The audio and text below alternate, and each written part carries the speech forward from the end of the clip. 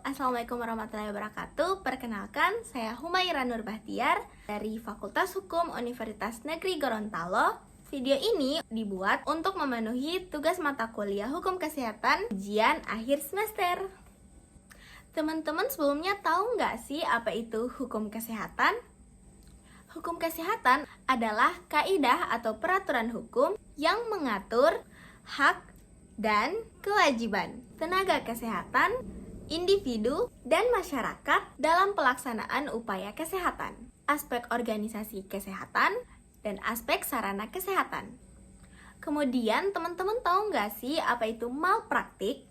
Malpraktik adalah kesalahan atau kelalaian yang dilakukan oleh tenaga kesehatan dalam melaksanakan profesinya yang tidak sesuai dengan standar profesi dan standar prosedur operasionalnya. Dan akibat kesalahan dan atau kelalaian tersebut, pasien akan menderita luka berat, cacat, atau bahkan meninggal dunia atau kematian. Malpraktik sendiri di Indonesia sejak tahun 2006 hingga 2012 tercatat ada 182 kasus kelalaian medik atau kelalaian medis atau dikenal dengan kata malpraktik. Kasus malpraktik atau kelalaian yang dilakukan oleh tenaga medis atau bahkan dokter itu sendiri terbukti dilakukan oleh dokter atau tenaga medis ini setelah melalui sidang dilakukan oleh Majelis Kehormatan Disiplin Kedokteran Indonesia atau MKDKI. Namun, bukan hanya dokter saja yang melakukan malpraktik atau kelalaian dalam pekerjaannya, tetapi tenaga kesehatan juga melakukan hal ini. Tetapi tenaga kesehatan lain seperti bidan juga melakukan pelanggaran kode etik profesi ini, yaitu melakukan malpraktik. Buktinya seperti pada kasus bayi prematur yang meninggal dunia usai pulang dari klinik di Tasikmalaya yang baru-baru ini viral di media sosial. Menurut berita yang beredar, bayi prematur ini secara intensif diinkubator oleh bidan. Dijadikan konten media sosial klinik berupa foto newborn. Selain itu, menurut kesaksian keluarga, bidan tersebut hanya sibuk main gadget atau handphone ketika sang ibu melahirkan.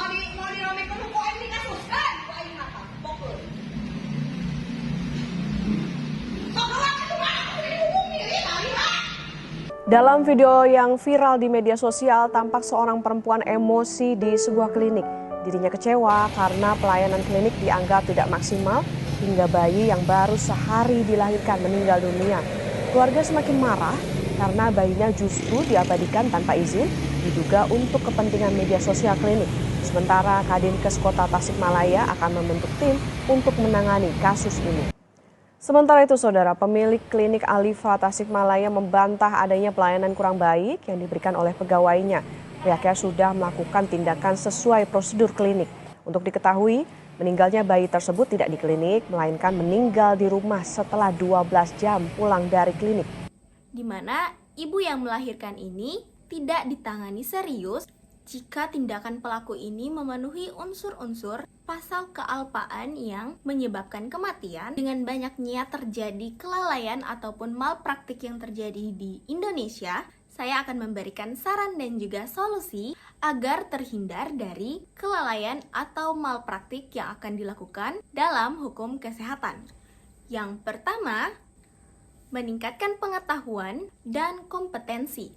Ada 3 poin utama dari meningkatkan pengetahuan dan kompetensi ini. Di antaranya yang pertama yaitu pastikan tenaga kesehatan terus memperbarui pengetahuan ataupun keterampilan mereka melalui pelatihan, seminar, dan pendidikan berkelanjutan. Yang kedua, mendorong rumah sakit atau sarana ataupun fasilitas kesehatan untuk menyediakan program pengembangan profesional yang komprehensif bagi staf. Kemudian yang terakhir, memastikan bahwa semua tenaga kesehatan atau medik memiliki sertifikasi dan lisensi yang sesuai dengan bidangnya.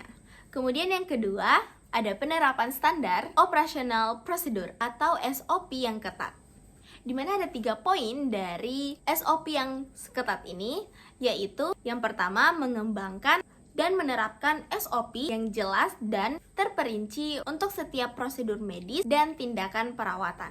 Kemudian yang kedua yaitu memastikan bahwa semua tenaga kesehatan memahami dan mematuhi SOP yang berlaku.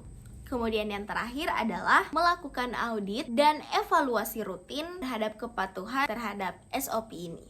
Kemudian yang ketiga ada komunikasi yang efektif dengan pasien. Ada 3 poin, yaitu yang pertama memprioritaskan komunikasi yang jelas dan transparan dengan pasien mengenai diagnosis, rencana perawatan, dan risiko atau manfaat dari prosedur. Kemudian yang kedua, mendorong pasien untuk aktif terlibat dalam pengambilan putusan terkait perawatan mereka sendiri. Kemudian yang ketiga adalah mendokumentasikan dengan baik semua komunikasi dan persetujuan pasien. Kemudian yang keempat, dokumentasi yang lengkap dan akurat. Adapun 3 poin yaitu memastikan semua catatan medis termasuk hasil pemeriksaannya, resep, dan tindakan didokumentasikan dengan jelas dan dapat dipertanggungjawabkan.